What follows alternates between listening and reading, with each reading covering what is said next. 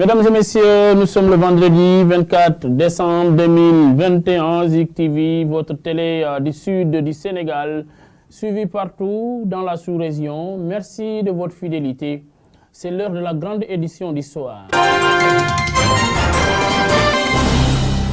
Les titres d'abord, tournée nationale du directeur général de la Sonacos à Ziguinchor, dernière étape de son voyage. Modou Diagne Fada s'est félicité de la bonne qualité de production de l'arachide. Vous l'entendrez en début de journal. La promotion de la participation pacifique aux élections locales prochaines, c'est l'objectif de l'atelier initié par le GRADEC, une organisation de la société civile. Éducation, école Amat Bari de Ziguinchor, une kermesse a été organisée et qui a pour but de générer des fonds pour la réhabilitation des bâtiments vieux de plusieurs années. Vous entendrez un des organisateurs de cette manifestation. Coupe d'Afrique des Nations 2021 au Cameroun, Aliou Cissé, le sélectionneur de l'équipe nationale face à la presse nationale, a publié sans surprise une liste de 27 joueurs qui vont bien sûr prendre part à la compétition. Nous y reviendrons dans la page des sports. Actualité internationale, nous serons au Mali, en République démocratique du Congo, en RDC, là également, et en Russie de Vladimir Poutine. Ce sera une présentation de notre reporter Salih Matouba. Bonsoir et bienvenue dans cette édition.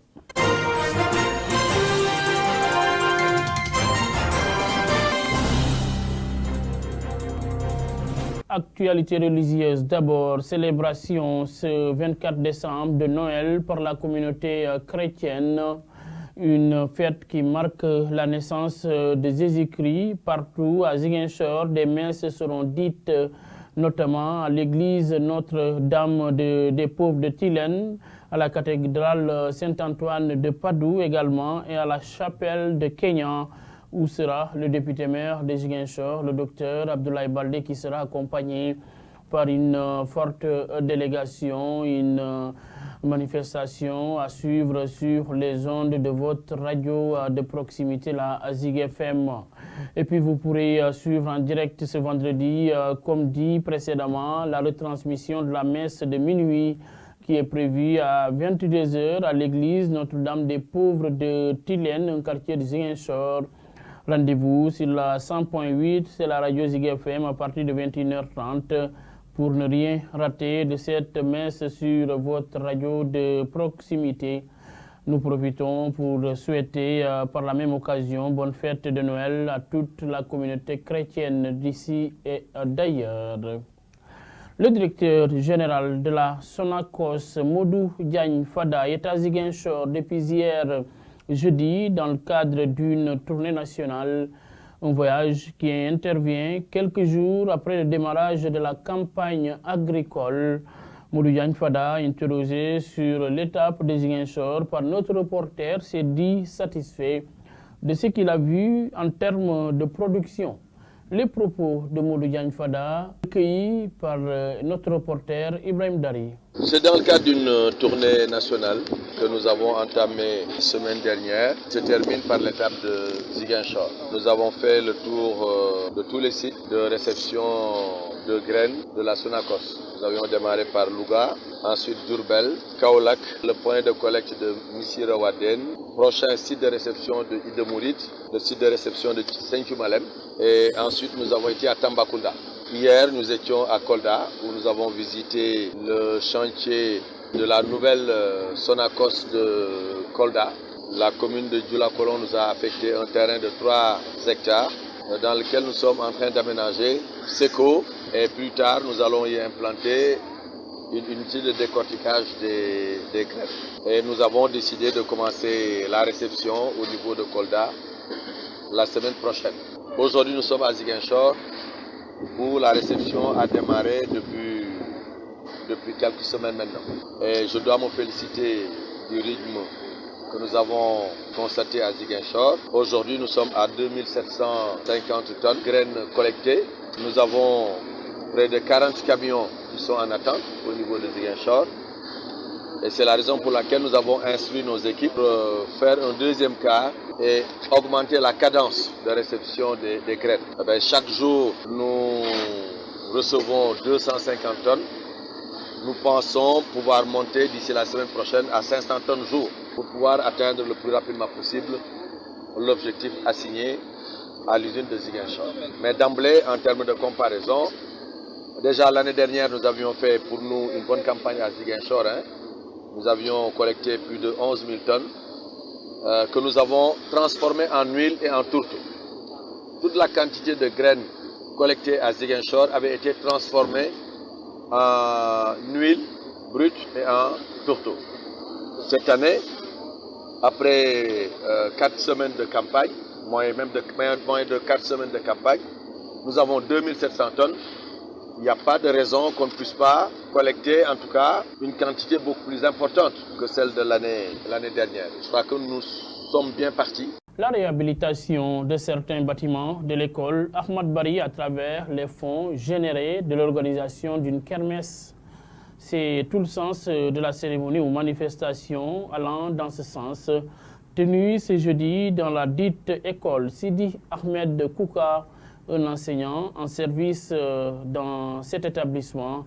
Il est par ailleurs membre de l'organisation. Nous suivons ses propos avec Salimatouba Abbas Arounatchoy. Aujourd'hui, après 3 mois quand même d'études, d'apprentissage intense, l'équipe pédagogique en collaboration avec les différents partenaires ont jugé nécessaire aujourd'hui d'organiser qui va démarrer par un match de football qui a déjà eu lieu, où l'équipe des classes de CM1, CM2 ont gagné les classes de CE2, CE1 et CI. Et maintenant, le soir, il y a une kermesse, une grande kermesse qui est parrainée par M. Niabali, qui est au niveau de la direction de l'inspection du CMS du Sénégal. L'objectif de cette kermesse, c'est une activité lucrative où les différents fonds qui seront générés vont nous permettre quand même de réhabiliter le cadre de l'école. Vous voyez que l'école Ahmad Bari quand même est une école qui date de 1959, où les bâtiments vraiment pratiquement ont dégradé, ont délabré.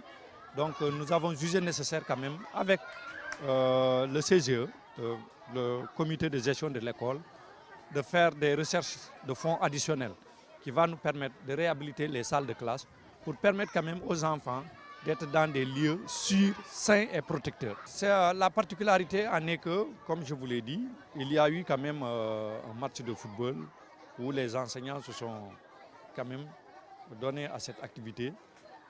Vous savez que nous, aujourd'hui, on a le poids de l'âge. Donc imaginez quand on va se déshabiller, ça fait vraiment plaisir aux élèves. Promouvoir la participation pacifique aux élections départementales et municipales du 23 janvier 2022, c'est l'objectif en tout cas de l'atelier initié par le GRADEC, une organisation de la société civile qui travaille pour la bonne gouvernance et le processus d'une élection transparente. Babacar Fall, le secrétaire général du GRADEC, que voici avec Abbas Seydi, Abbas Arounatchoy. Cet atelier, comme je l'ai dit tout à l'heure, entre en droite ligne des initiatives qui sont prises aujourd'hui donc de part et d'autre par de larges segments de la société civile pour contribuer à la tenue d'élections pacifiques, transparentes, calmes et stables. Et aujourd'hui, Ziguinchor est la première étape, parce que c'est une région quand même qui sort, entre guillemets, de 40 ans donc, de conflits, où on a encore, comme je dis, c'est vrai, des lueurs d'espoir, comme je l'ai dit, par rapport à la paix, mais la paix reste encore fragile. Et justement, on a constaté que les élections restent quand même des moments de tension qui, si elles ne sont pas en tout cas donc bien gérées, peuvent faire ressurgir vraiment certaines, en tout cas, velléités, en tout cas donc les germes un peu de la violence.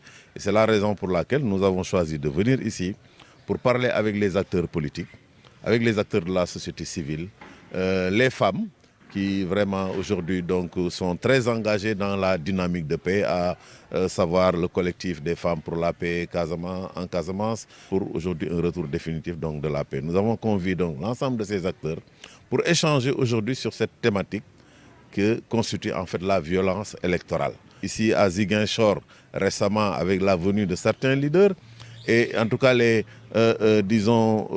bruits que nous percevons par rapport aujourd'hui par exemple à la problématique de la distribution des cartes, nous avons pensé qu'il était de notre devoir de venir, de parler aux acteurs donc politiques afin de prévenir vraiment justement ces violences politiques, ces violences électorales. Nous parlons tout à fait d'autre chose. L'ONG anglaise IMCA, dans le cadre d'accompagnement des jeunes et de contribution à la protection de notre environnement, a initié la semaine dernière une grande rencontre qui a réuni ses membres et certains de ses volontaires des autres départements, donc de la région de Ziguinchor, pour présenter un projet de recyclage des objets comme des pneus transformés en fauteuils. Madame Ayou Betty Manga, la présidente nationale de IMCA Sénégal, que nous vous proposons d'écouter avec notre caméraman Cheikh Badji. Il s'agit d'un atelier d'échange entre les différents mouvements organisés par des ambassadeurs. Parce que dans IMCA, nous avons la vocation d'envoyer des jeunes qui vont échanger à travers l'Afrique et le monde pour voir ensemble quelle est la vision qu'il faudrait mettre en place pour repenser véritablement l'Afrique que nous voulons. Vous savez tout comme moi que la partie environnementale aujourd'hui est en phase de destruction, en tout cas d'une destruction massive qui est en train d'être vue et d'être vécue par les populations. Alors face à ça, ces jeunes nous ont amené ce projet de recyclage. Donc nous avons convier tous les autres mouvements de jeunes parce que nous nous disons que seul IMCA, nous ne pouvons pas aller vers cette résolution. Nous avons convoqué tous les autres mouvements afin qu'ils puissent adhérer à cette synergie pour que demain, nous puissions éviter les pollutions dans nos communautés. La Covid-19 au Sénégal, sur un prélèvement de 1501 tests réalisés, 46 nouveaux cas sont revenus positifs. Il s'agit de 4 cas contacts suivis, 2 cas importés et 40 issus de la transmission communautaire. 13 nouveaux patients suivis ont été testés négatifs et déclarés guéris. Aucun cas grave n'est pris en charge dans les services de réanimation. Aucun nouveau décès lié à la Covid-19 n'a été enregistré. Nous parlons de l'actualité internationale, c'est dans un court instant.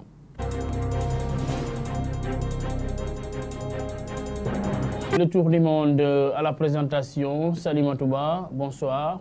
Bonsoir El Hadj Mali. Nous démarrons cette actualité internationale au Mali dans un communiqué commun. 15 pays occidentaux dont le Canada, la France, le Royaume-Uni et l'Allemagne condamnent le déploiement de mercenaires de la société russe Wagner au Mali. Ce rapprochement avec les autorités de Bamako, confirmé par des sources à RFI, pourrait rebattre les cartes de l'engagement de nombreux pays. Il fait réagir à Bamako aussi. République démocratique du Congo, malgré le refus du camp Kabila de désigner 3 représentants au sein de la nouvelle commission électorale, l'Assemblée nationale a approuvé jeudi 23 décembre la désignation de 3 personnalités anciennement membres de la coalition kabiliste mais qui ont fait dissidence. Une controverse de plus pour le camp de l'ancien président de République démocratique du Congo qui conteste la légitimité de la CENI. C'est le ministre coréen de la Justice qui l'a annoncé ce vendredi 24 décembre.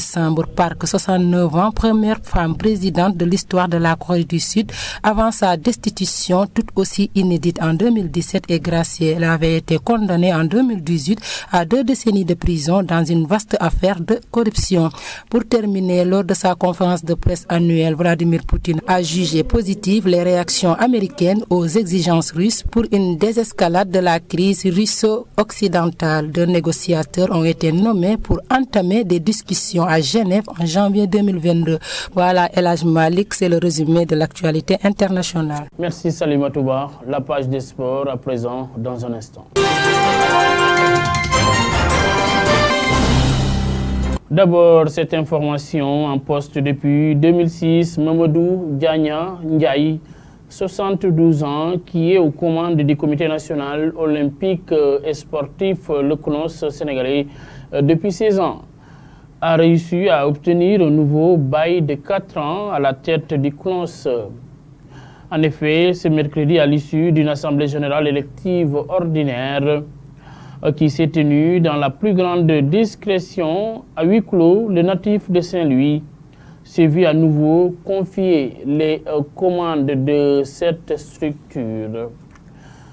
C'est l'un des titres de cette édition, c'est l'actualité sportive toujours. Alioune Cissé, le sélectionneur de l'équipe nationale du Sénégal, vient de communiquer sa liste de joueurs retenus pour la Coupe d'Afrique des Nations qui aura lieu au Cameroun. 27 lions sont convoqués, dont les indéboulonnables. Voici la liste officielle des Lions du Sénégal. Gardien de but, Alfred Gomis, Edouard Mendy, Sénidien. Les défenseurs, Khalidou Koulibaly, les joueurs de Naples, Pape Alioune Cissé, Abdoulaye Seck, Bounassar, Abdou Diallo, Saliou Ciss, Ibrahim Mbaye, Fodé Diallo Cissé. Et pour les milieux de terrain, nous avons Idrissa Gana Gueye, le Parisien, Pape Matar Sarr, Nampalis Mendy, Cheikhou Kouyaté, Mamadou Loum Ndiaye, Moustapha Nam, Pape Alassane Gueye et Joseph Lopi. Et pour les attaquants, pour terminer, Sadio Mané, l'enfant de Bambali, joueur de Liverpool, Ismaïla Sarr, Boulaye Dia, Famara, Djedjou, Habib Diallo, Bamba Dieng, Diao, Baldé Keita, Mam Baba Thiam. Cette note qui met un terme à ce journal. Merci de l'avoir suivi. D'autres infos, ce sera Inch'Allah lundi prochain avec Thérèse Edmond Mendy. Passez d'excellents moments en compagnie de votre télévision du Sud, de Zik TV. Merci et bonne suite des programmes. C'était le journal.